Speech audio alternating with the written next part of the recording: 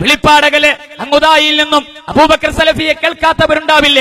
ജാമിയ നദവിയയിൽ നിന്ന് ശമ്പളം വാങ്ങി, അങ്ങ് ആമയൂർ റോഡിലെ സർക്കാർ സ്കൂളിൽ നിന്ന് ശമ്പളം വാങ്ങി, ഗൾഫിൽ നിന്ന് വിദേശ രാജ്യത്തെ ഈ ഗൾഫിൽ നിന്ന് കേരളത്തിലെ ദാഇമാർക്ക് വരുന്ന പടവും വാങ്ങി, ഒരേ സമയം 3 ശമ്പളം ഒപ്പിട്ട് വാങ്ങി കേരളത്തിന്റെ ദഅ്വാ രംഗത്ത് മുജാഹിദ് പ്രസ്ഥാനത്തെ തകർക്കാൻ ഇറങ്ങിയവരുടെ കൂട്ടത്തിലിറങ്ങിയ നേതാക്കന്മാരുടെ പേര് മുജാഹിദ് പ്രസ്ഥാനത്തിന് അറിയാനിട്ടല്ല. അവരുടെ കൂട്ടത്തിൽ സലഫിയുടെ പേര് നിങ്ങൾക്ക് കാണാൻ കഴിയില്ല. അവരുടെ കൂട്ടത്തിൽ ടിപിയുടെ പേര് നിങ്ങൾക്ക് കാണാൻ കഴിയില്ല. അവരുടെ കൂട്ടത്തിൽ AP അബ്ദുൽ ഖാദർ മൗലവിയുടെ പേര് നിങ്ങൾക്ക് കാണാൻ കഴിയില്ല. ഹിയാ തുറാസിന്റെ ശമ്പളം വാങ്ങുന്ന കേരളത്തിലെ പണ്ഡിതന്മാരുടെ പേര് നിങ്ങൾ എടുത്താൽ അങ്ങ് PN അബ്ദുൽ ലത്തീഫ് മദനി മുതൽ ജക്കരിയ സുലാഹി മുതൽ കുഞ്ഞി മുഹമ്മദ് പറപ്പൂരി മുതൽ സമീർ മദീനി മുതൽ അബൂബക്കർ സലഫി മുതൽ ഇങ്ങ് താഴെയിട്ടുള്ള ജിന്നുവാദി മൗലവിമാർ അവരാരെങ്കിലും അവർക്കാർക്കെങ്കിലും അന്തസ്സോടുകൂടി ഞങ്ങളൊരു കേസ് നേരിടാൻ തയ്യാറാണ് എന്ന് കേരളത്തിന്റെ ഏതെങ്കിലും ഒരു വേദിയിൽ നിന്ന് പറയാൻ തയ്യാറുണ്ടെങ്കിൽ കൊടുക്കാൻ തയ്യാറുള്ളവർ മുജാഹിദുകളുടെ കൂട്ടത്തിലുണ്ട്. ഞങ്ങളിത് കൊടുക്കാത്തത് അറിയാത്തത് കൊണ്ടല്ല.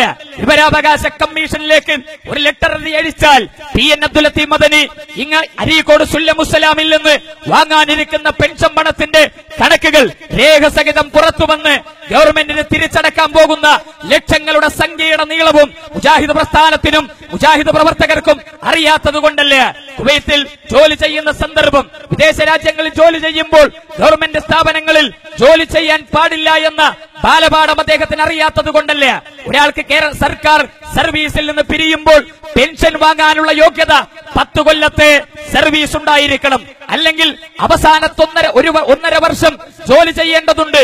ഈ 2 സാമാന്യ നിയമം പോലും പാലിക്കപ്പെടാതെ പെൻഷൻ വാങ്ങാൻ നിൽക്കുന്ന PN അബ്ദുൽ ലത്തീഫ് മദനിക്ക് ധൈര്യമുണ്ടെങ്കിൽ PN അബ്ദുൽ ലത്തീഫ് മദനി പറയേണ്ടതില്ല, സക്കരിയ സുലാഹി പറയേണ്ടതില്ല, അവരുടെ കൂട്ടത്തിലെ ഉത്തരവാദിത്തപ്പെട്ടവർ പറയേണ്ടതില്ല. ഗവൺമെന്റ് ഉദ്യോഗസ്ഥരായി നിൽക്കുന്ന ഏതെങ്കിലും കുട്ടി നേതാക്കന്മാർ ഒന്നങ്ങാടിയിൽ നിന്ന് PN അബ്ദുൽ ലത്തീഫ് മദനിക്കെതിരെ കേസ് കൊടുക്കാൻ മുജാഹിദുകളെ നിങ്ങൾക്ക് കഴിയുമോ എന്ന് ഒരൊറ്റ ചോദ്യം ചോദിച്ചാൽ, ചോദ്യം ചോദിക്കാൻ നിങ്ങൾക്ക് ധൈര്യമുണ്ടെങ്കിൽ നിങ്ങളൊന്ന് ചോദിക്ക്. മുജാഹിദുകൾ അതിന് കാത്തു നിൽക്കുന്നു. ഞങ്ങൾക്കറിയാത്തത് കൊണ്ടല്ല.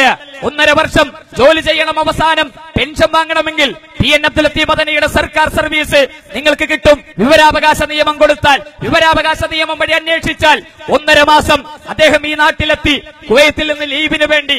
ഞാനിത് പറയാൻ ഉദ്ദേശിച്ചതല്ല. ഇത് പറയേണ്ട ആവശ്യവും മുജാഹിദുകൾക്കില്ല.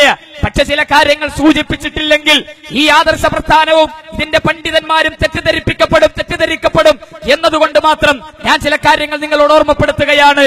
അതുകൊണ്ട് 1.5 മാസം ജോലി ചെയ്തു, 3 മാസത്തെ ലീവിന് വന്ന് ഒപ്പിട്ടത് എത്ര ദിവസം? ഈ സുല്ലമുസ്സലാമിൽ പോയി അന്വേഷിച്ചാൽ കിട്ടുമല്ലോ. കിട്ടിയവർ ഞങ്ങളുടെ കൂട്ടത്തിലുണ്ട്. ആ ഒപ്പിട്ടതിന് ശേഷം അങ്ങ് ലീവ് തീർന്ന് ഗൾഫിലേക്ക് തിരിച്ചു പോകുമ്പോ ആ ലീവിന് വിദേശത്തുനിന്നുള്ള ശമ്പളവും ഈ സുല്ലമുസ്സലാമിൽ നിന്ന് ഗവൺമെന്റ് അധ്യാപകനായി ഒപ്പിട്ട കാലത്തെ ശമ്പളവും ഒന്നിച്ചു വാങ്ങി 1.5 മാസത്തെ ജോലി കൊണ്ട് ഒരായുഷ്കാലം മുഴുവൻ പെൻഷൻ വാങ്ങാൻ നിൽക്കുന്ന PN അബ്ദുൽ ലത്തീഫ് മദനിക്ക് അബ്ദുറഹ്മാൻ സലഫിയുടെ ശരീരം കൊത്തിവലിക്കാൻ എന്തർഹതയാണുള്ളത് എന്ന് നിങ്ങൾ ആലോചിക്കേണ്ടതുണ്ട്. അബൂബക്കർ സലഫി ആക്ഷേപിച്ച് നടക്കുന്നുണ്ടല്ലോ. അബൂബക്കർ സലഫിക്ക് എന്തർഹതയാണുള്ളത്? അദ്ദേഹത്തിന് പറയാൻ കഴിയുമോ 3 ശമ്പളം ഒരുമിച്ചൊപ്പിട്ട് വാങ്ങിയിട്ടില്ലെന്ന്? ഷമീർ മദീനിക്ക് നിഷേധിക്കാൻ കഴിയുമോ? കുഞ്ഞി മുഹമ്മദ് പറപ്പൂരിന് നിഷേധിക്കാൻ കഴിയുമോ? വിദേശ രാജ്യങ്ങളിൽ ശമ്പളം വാങ്ങി, വിദേശ രാജ്യങ്ങളിൽ ഇൻവെസ്റ്റ്മെന്റ് നടത്തി മദീനത്തുൽ ഉലൂമിന്റെ പ്രിൻസിപ്പൽ ആയിരിക്കുന്ന സയ്യിദ് മുഹമ്മദ് ഷാക്കിറിന് ഈ ധാർമ്മികതയെക്കുറിച്ച് സംസാരിക്കാൻ അർഹതയുണ്ടോ? നിങ്ങൾ ആലോചിക്കേണ്ടതുണ്ട്. സാബർ നവാസിന് പറയാൻ കഴിയുമോ? താജുദ്ദീൻ സ്വലായിക്ക് പറയാൻ കഴിയുമോ? സുഹൈർ ചുങ്കത്തറക്ക് പറയാൻ കഴിയുമോ? ഹാരിസ് ബിൻ സലീമിന് പറയാൻ കഴിയുമോ? നടത്തിയ വിദേശ യാത്രകൾ അന്വേഷിക്കട്ടെ. കേരളത്തിന്റെ മണ്ണിൽ ചർച്ച ചെയ്യപ്പെടുന്ന കാര്യങ്ങൾ ഇതാകരുത് എന്ന ആദർശബോധവും വിശ്വാസവും ഉള്ളതുകൊണ്ടാണ് മുജാഹിദുകൾ ഇക്കാര്യങ്ങൾ ഇന്ന് വരെ വിശദീകരിക്കാതിരുന്നത്.